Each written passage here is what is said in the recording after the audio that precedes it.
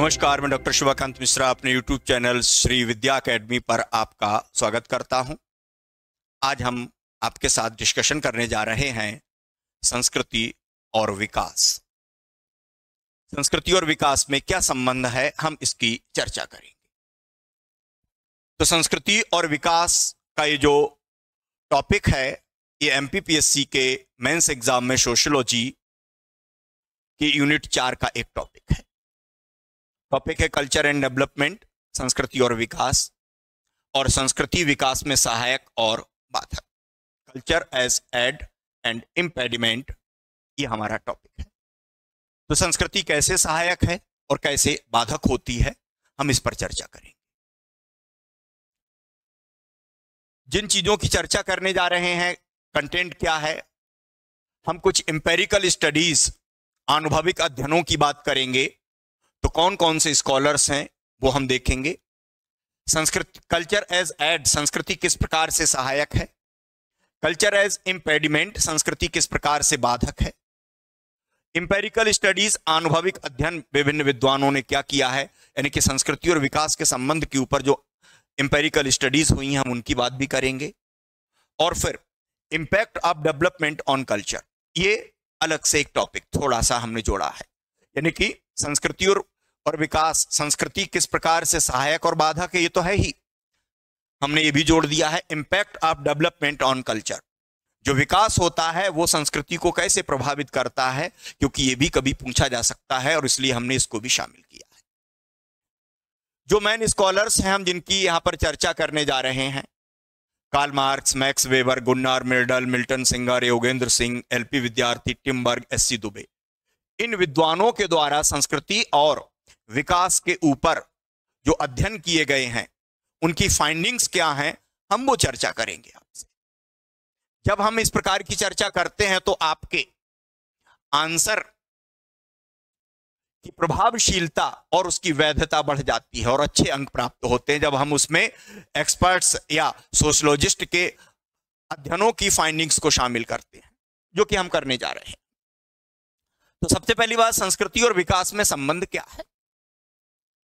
संस्कृति और संबंध का जो संस्कृति और विकास का संबंध विवादास्पद संबंध माना जाता है। इसलिए माना जाता है क्योंकि कुछ विद्वान कहते हैं कि संस्कृति विकास में सहायक है, वहीं कुछ कहते हैं कि नहीं, संस्कृति विकास में बाधक होती है, और इसलिए यह संबंध विवाद का है। अनेक आनुभविक अध्ययनों में यह प्रमाणित हुआ कि संस्कृति विकास में सहायक है, और कई अध्ययनों में यह प्रमाणित हुआ कि संस्कृति विकास में बाधक है। इसलिए जो संबंध है वो विवाद का है।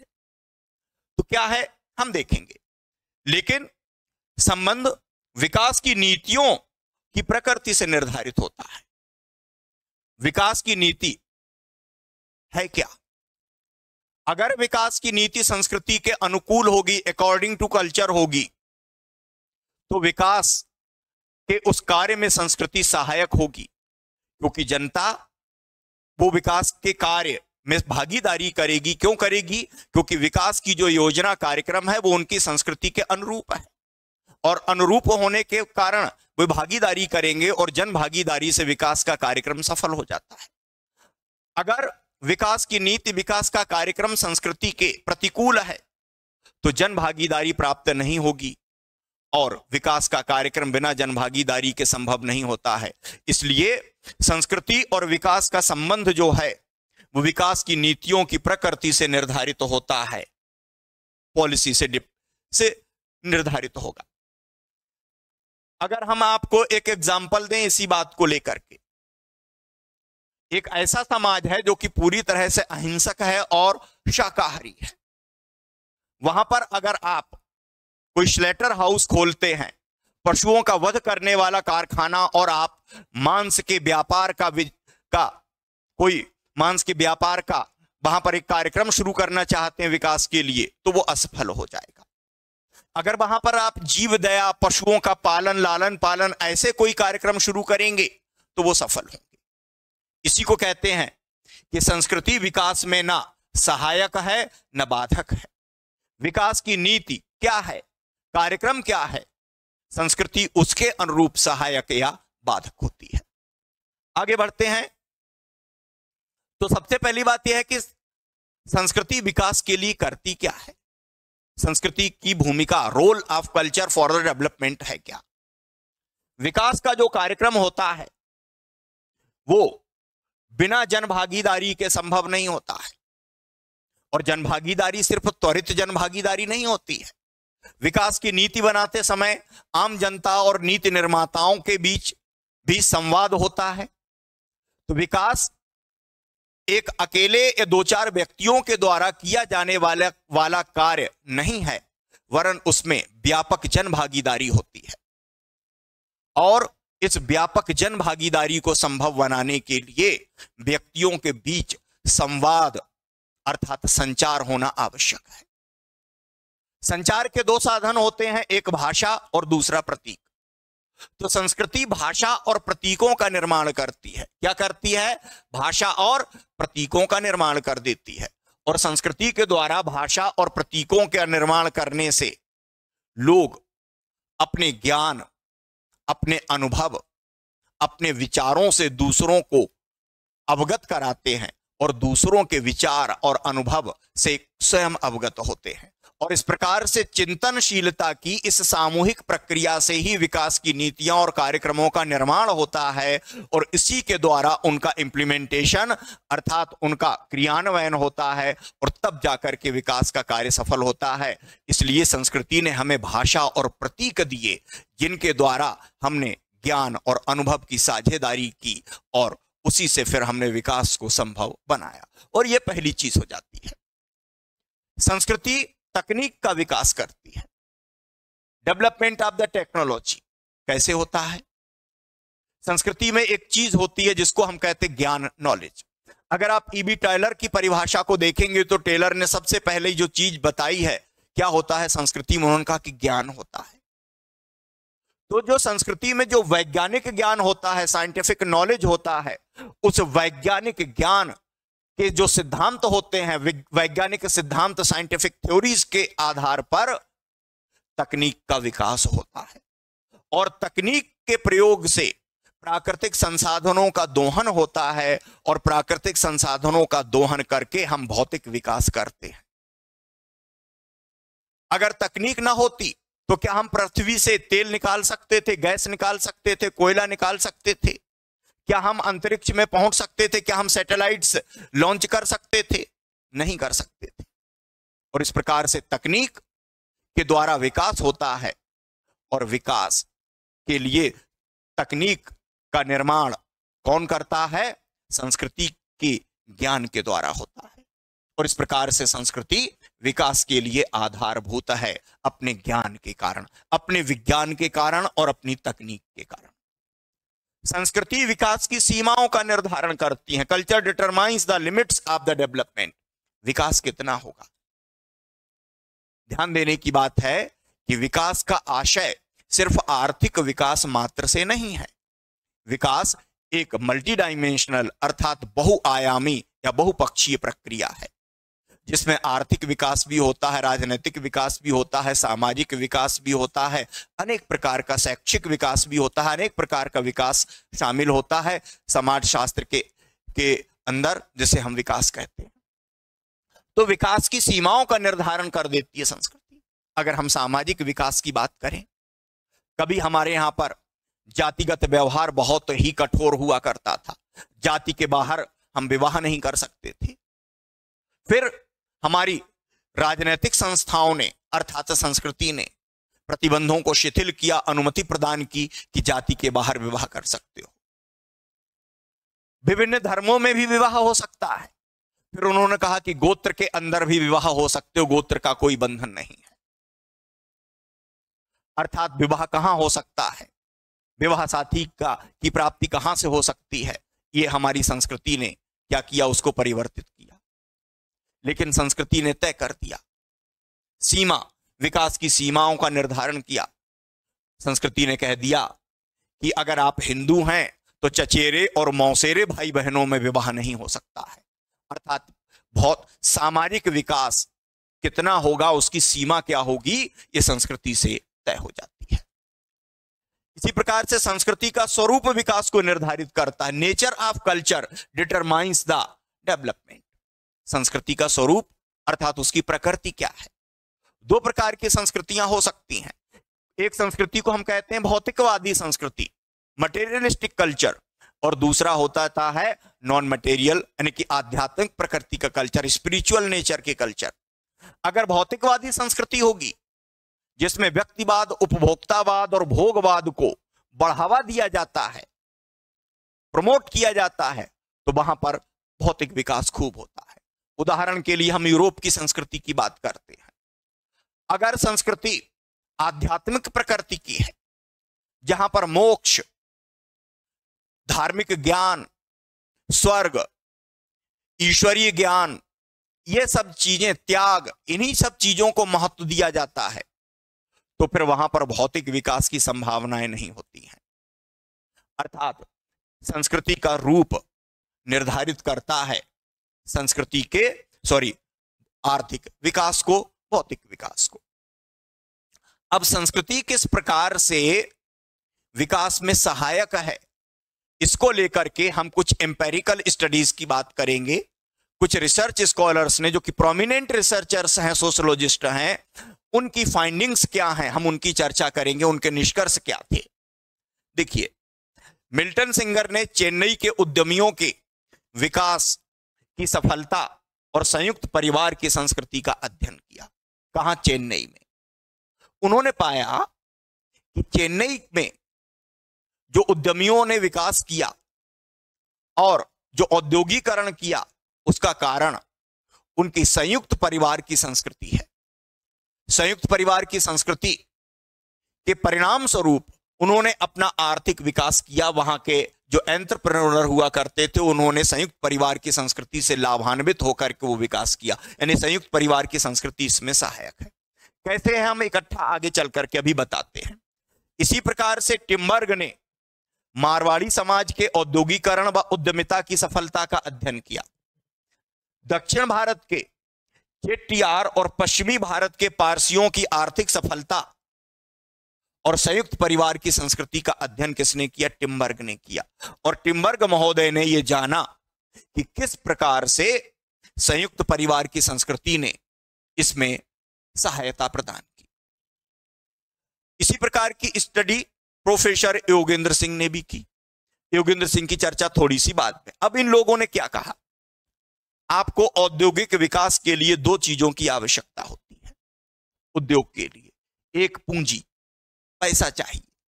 दूसरा श्रम, लेबर, प्रबंधन के लिए चाहिए है आपको। तो मारवाड़ियों ने, पारसियों ने, या चेन्नई में जो लोग चेट्टीज लोग हुआ करते थे, उनमें संयुक्त परिवार परंपरा बड़ी सशक्त रही है। और बड़े बड़े संयुक्त परिवार होते, कई पीढ़ियों के व्यक्ति एक साथ रहते हैं, और उनकी अविभाजित संयुक्त संपत्ति पैतृक हुआ करती है। और उन्होंने जब भारत का औद्योगिकरण शुरू हुआ, तो उन्होंने अपनी उस संयुक्त अविभाजित पैतृक संपत्ति का प्रयोग करके उद्योग स्थापित किए। और फिर संयुक्त परिवार का जो उनका श्रम हुआ करता था, जो व्यक्ति थे, वो उस उद्योग को चलाने में, उसके प्रबंधन में संलग्न हो गए, और इससे उन्हें विश्वसनीय प्रबंधकों की सेवाएं प्राप्त हो गईं, और समर्पित और विश्वसनीय प्रबंधकों की सेवाएं मिली, और उन्हें पूंजी प्राप्त हो गई। क्योंकि ब्रिटिश काल में किसी भारतीय व्यक्ति को बैंक से लोन मिल जाए, ये बहुत ही कठिन हुआ करता था। तो उन्होंने संयुक्त परिवार की इस संयुक्तता की संस्कृति ने मारवाड़ियों, पारसियों और चेट्टीज, इन सब की सफलता में क्या किया? बड़ा योगदान किया। ये फाइंडिंग थी। इसी प्रकार से हम योगेंद्र सिंह की बात कर रहे थे, तो करते हैं। योगेंद्र सिंह ने अपने अध्ययन में बताया, भारत में हरित क्रांति की सफलता व संयुक्त परिवार की संस्कृति का अध्ययन किया। इन्होंने भी वही निष्कर्ष निकाला। क्या कहा?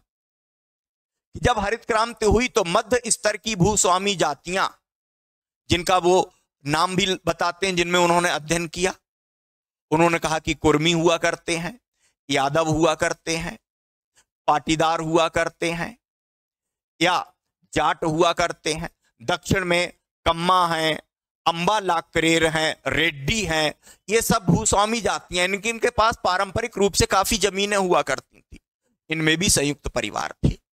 संयुक्त परिवारों की की संयुक्तता की संस्कृति ने हरित क्रांति का लाभ उठाने में इनकी मदद की और इन्होंने अपना आर्थिक विकास किया।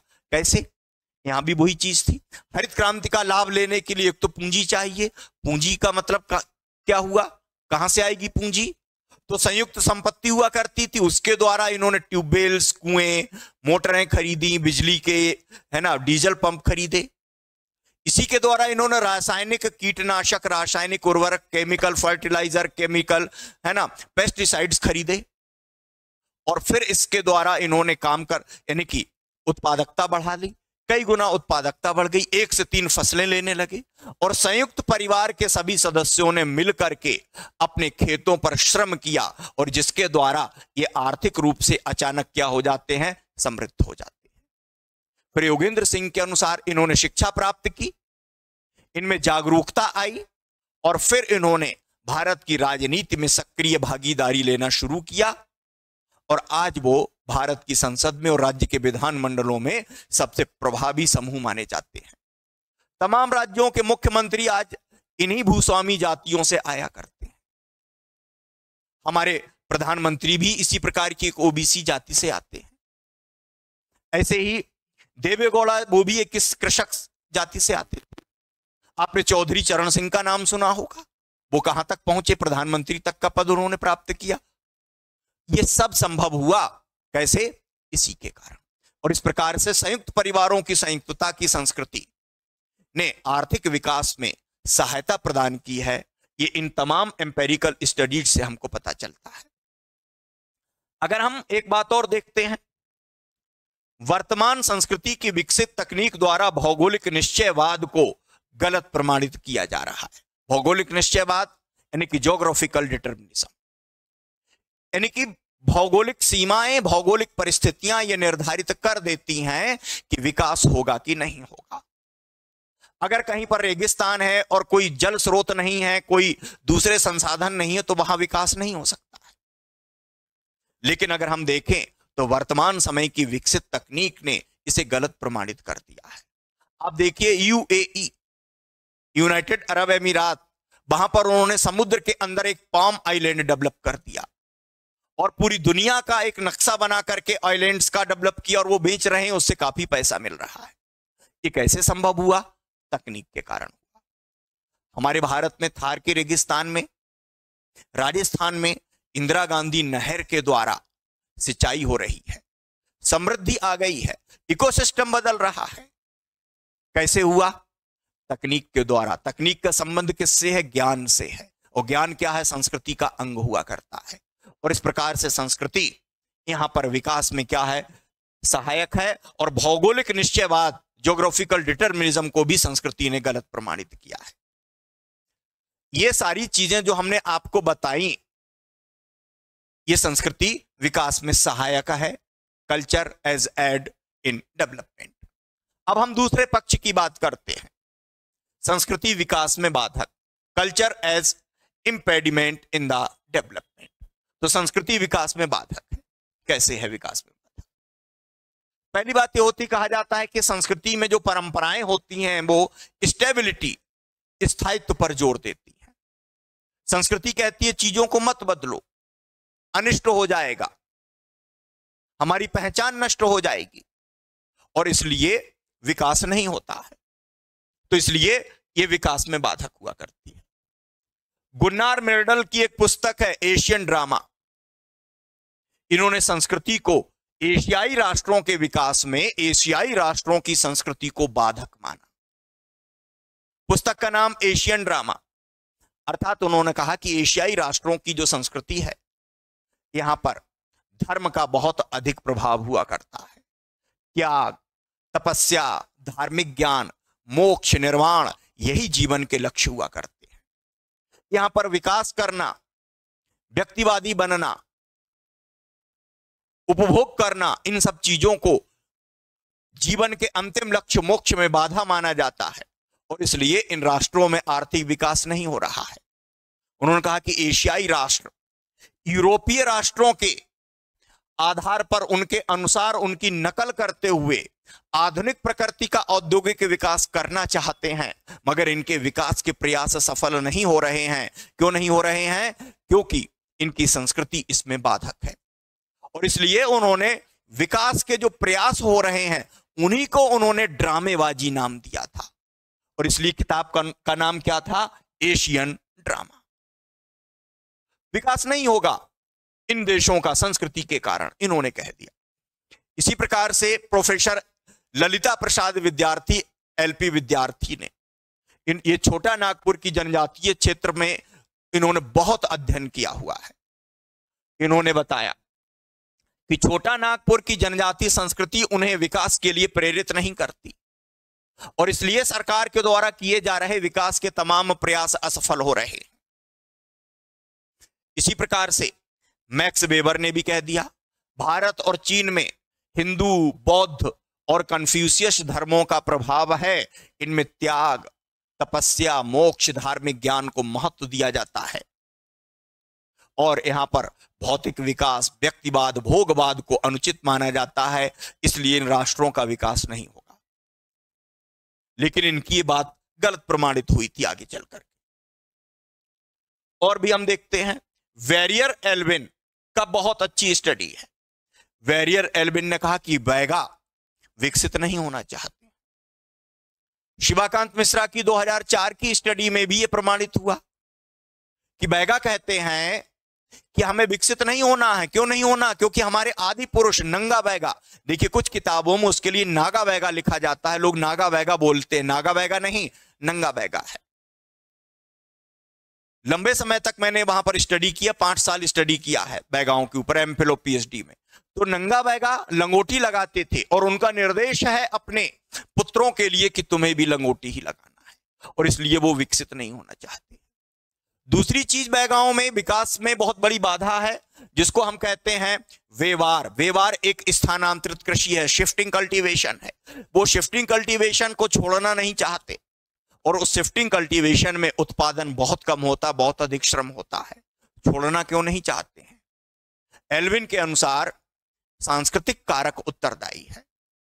बैगा धरती को अपनी माता मानते हैं और वो मानते हैं कि अगर माता की छाती पर हल चलाएंगे तो उसकी छाती फटेगी, विदीर्ण होगी, उसे कष्ट होगा और वो हमारा अनिष्ट कर देगी, क्रोधित होकर के बुरा कर देगी। और इसलिए वे स्थानांतरित कृषि को छोड़कर आधुनिक प्रकार की खेती को नहीं अपनाना चाहते।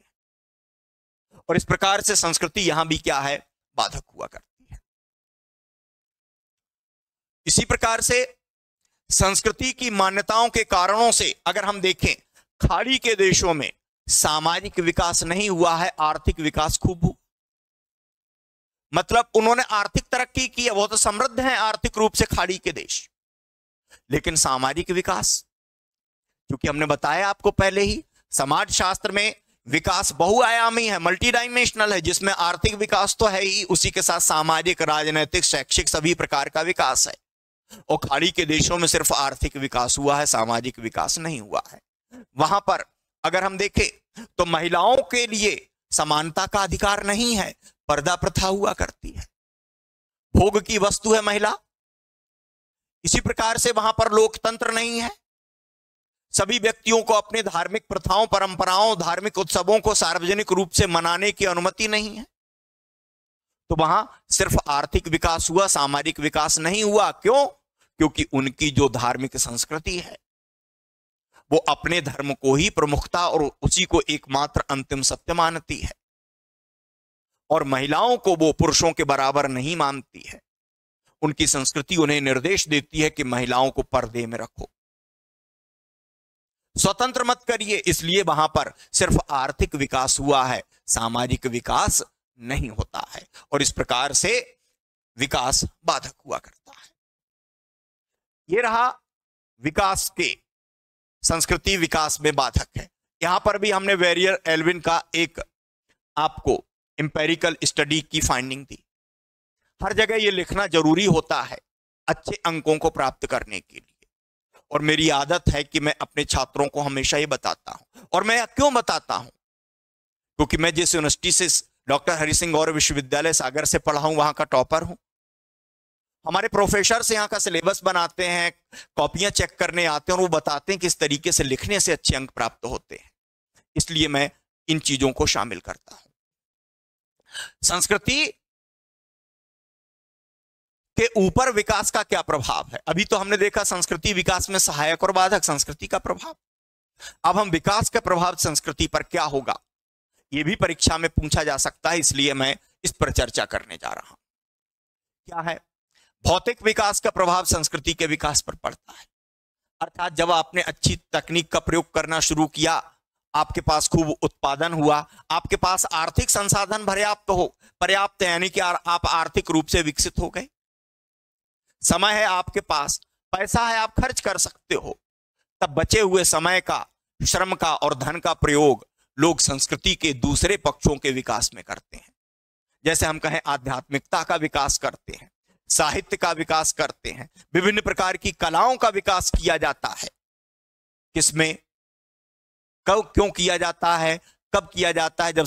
जब आर्थिक विकास हो जाता है तब इन पक्षों का विकास होता है। इसको लेकर के भी है ना, एससी दुबे की एक स्टडी है जो कि अभी बताता हूं आपको। लेकिन पहले ये चीज समझ, विकास के लाभों का आकर्षण व्यक्तियों को संस्कृति को परिवर्तित करने के लिए प्रेरित करता है। विकास होगा इसलिए लोग महिलाओं को भी स्वतंत्रता देने को तैयार हो जाते हैं, अपनी धार्मिक मान्यताओं को छोड़ने को तैयार हो जाते हैं। जैसे हम देखें तो इस्लाम के अनुसार ब्याज नहीं लिया जा सकता, मगर खाड़ी के देशों में लोग ब्याज लेते हैं, सरकारें ब्याज का धंधा करती हैं। सऊदी अरेबिया ब्याज देता है, ब्याज लेता है। क्यों? विकास के लाभों का आकर्षण ऐसा करने के लिए प्रेरित करता है। एससी दुबे की एक स्टडी है कि किस प्रकार से विकास संस्कृति को प्रभावित करता है। एससी दुबे ने क्या बताया है कि गोंड जैसी विकसित जनजातियों के उत्सव अधिक रंगीन, अधिक खर्चीले और अधिक समय तक चलने वाले होते हैं। क्यों? क्योंकि उनके पास इतना पैसा है, बचत होती है, और इसलिए वो कई दिनों तक बिना काम किए हुए अपने उत्सवों को मनाते रहते हैं। जैसा मड़ई उत्सव देखे, वो लगभग 1 सप्ताह तक चलता है, वो कोई काम नहीं करते हैं, खर्च होता है उसमें, काफी खर्चा करते हैं, रंगीन कलरफुल होते हैं। और अगर आप पिछड़ी हुई जनजाति, जैसे हम बैगा की बात करें, बैगा पिछड़ी जनजाति है और उनमें उत्सव जो होते हैं वो कुछ घंटों के हुआ करते, दोपहर बाद 3-4 घंटे में उत्सव खत्म हो जाते, क्योंकि उनको दूसरे दिन फिर अपने भरण पोषण की व्यवस्था करने के लिए काम पर जाना होता है। और इस प्रकार से विकास संस्कृति को प्रभावित करता है। तो मैंने आपसे जिन पक्षों पर चर्चा की, पहला कि संस्कृति विकास में साधक, फिर संस्कृति विकास में बाधक, और फिर विकास का प्रभाव संस्कृति पर। संस्कृति कब विकास में सहायक होती है, हमने बताया उसकी नीतियों के अनुरूप वो सहायक या बाधक होती है। तो ये 3 पक्ष है। परीक्षा में जितना पूछा जाए आप उतना लिखें, आपको अच्छे अंक प्राप्त होंगे। और आपको हमारा ये लेक्चर कैसा लगा कमेंट बॉक्स में कमेंट करके बताएं। हमारे चैनल को लाइक करें, शेयर करें और सब्सक्राइब करें। आपको हमारे इन लेक्चर्स के नोट्स हमारे टेलीग्राम चैनल पर मिल सकते हैं, तो उसे भी ज्वाइन कीजिए। अगले लेक्चर तक के लिए गुड बाय, नमस्कार।